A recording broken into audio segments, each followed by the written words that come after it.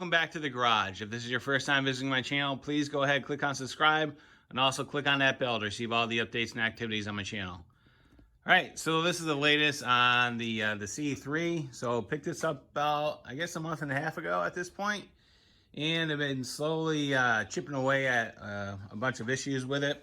First and foremost, when we got it, we knew that the seat belts didn't work, right? So with on the C3s, if you're unfamiliar with it, the seatbelt design was different over the years, but on this particular 76, what it is, the 76 has two sets of retractors, one that's underneath the seat, and there's one that, see if you get back down in there, right there, that goes over your shoulder, right?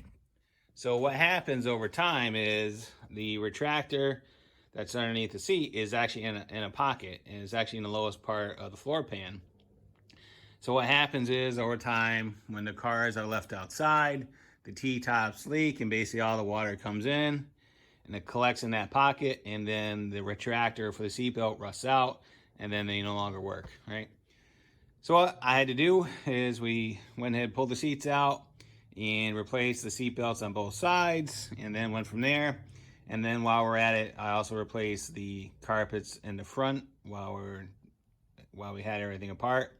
So we took care of that. And then I also made the decision to replace the radio in here because the radio was actually not working. So it was a pretty easy decision. And what we decided to do, we decided to go with a single DIN unit versus a traditional 2-shaft radio. And I also replaced the center console bezel as well. I'll show you why we did that in a minute. And so, along with the speaker, we also put some new 4x6 speakers in the kick panels. And then I went out and I tried and I picked this little guy up from AutoZone, of all places. It's a little speaker box. It tucks in there pretty well. And that was 55 bucks. I wasn't expecting much, but it actually sounds pretty good. So between the speakers and the new head unit and that little speaker box, we finally have some tunes in here. And best part is it hooks up to your phone or whether it be an iPod or an Android. So show you what we picked up in a minute, but also I've also finished up the process of replacing the rear calipers on both sides, because what happened was the car was in here for probably about 2 or 3 weeks as we were working on everything, waiting for parts. And then I adjusted the parking brake, and then we rolled it out of here. And I went to go test the parking brake, and I noticed that it was still creeping forward. And then I slammed on the brakes, and then the brake warning light came on the dash. And basically what that means is if you guys are unfamiliar with the old Chevys, there's actually a proportioning valve, or actually safety valve, down there in that sea of mess. And what will happen is if it detects a loss of pressure on one side, the proportioning valve or the safety valve will actually move to one side to block off the side that has no pressure, so you don't lose fluid. So what happened was, over time, the rear calipers were leaking, and basically it got to the point where there was no fluid in the rear chamber of the master cylinder, and it was completely dry. So I actually just finished up replacing the 2 calipers on both sides, replaced the brake line on the driver's side, and I just got done bleeding the brakes, so those are all set. And these calipers are notorious for leaking. Especially if you don't drive these cars. Often what happens is the brake fluid will just eat the seals, and then it just starts leaking. So we've gone ahead and replaced those. I picked these up at Napa, and they're the newer style. There's 2 different styles that you can buy. One is called a lip seal, which is the original design, which is prone to leaking. And then there's the updated one, which is called the O-ring style, and that's what I got. So those are 120 bucks a piece per side, and so hopefully we have this issue resolved, right? So as far as the head unit that we put in here, and I'll tell you why we opted to, well, this is just my explanation of it. You know, if you have a Corvette, you can make your own decision. So what you can do, and this is just an example, again, this is an older style. So what you can do is you can go buy a newer retro or a upgraded radio that has the 2-shaft design, which has Bluetooth and everything else. But once you start reading the reviews on them, they are quite expensive for what you get, and I guess the sound and the durability of them are not that good, right?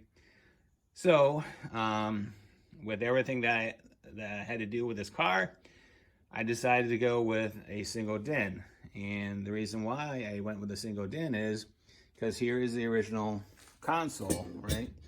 So if you look, it was actually split in two two places, right?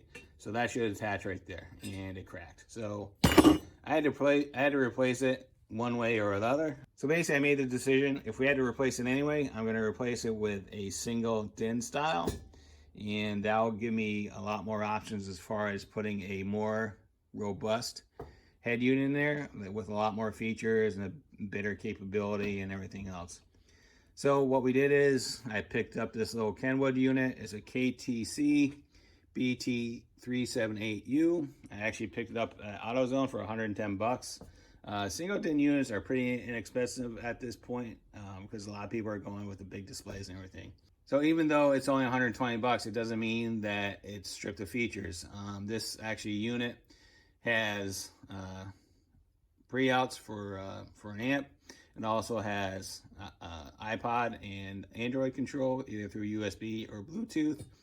And I believe it's 20 watts RMS. And it also has provisioning for a Sirius XM tuner if you want to go ahead and hook that up.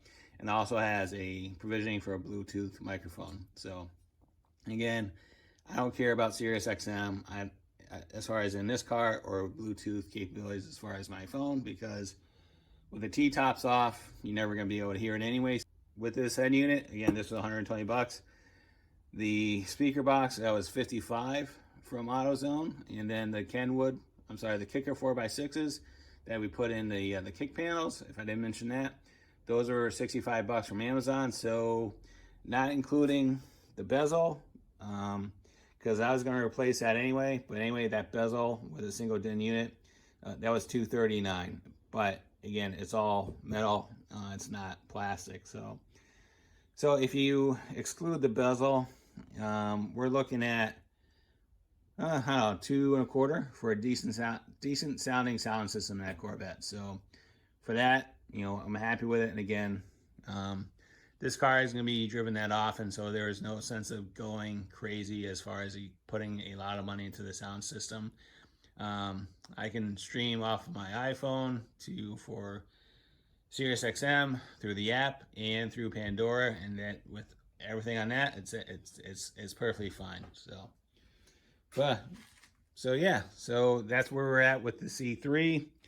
At this point, I just need to put the wheels back on the car, torque them down, and then we're gonna start doing some engine work on it as far as maintenance, replacing the fuel lines, fuel filters, and stuff like that. Do a tune-up, plugs, wires, stuff like that. As far as the interior, I didn't film any of it, and the reason why is because a lot of it is just tedious work, and you know, you're fitting carpets, you're pulling out rusted hardware and everything else, and you know, I waited for like 2 or 3 weeks to get all the parts that I needed to get everything done.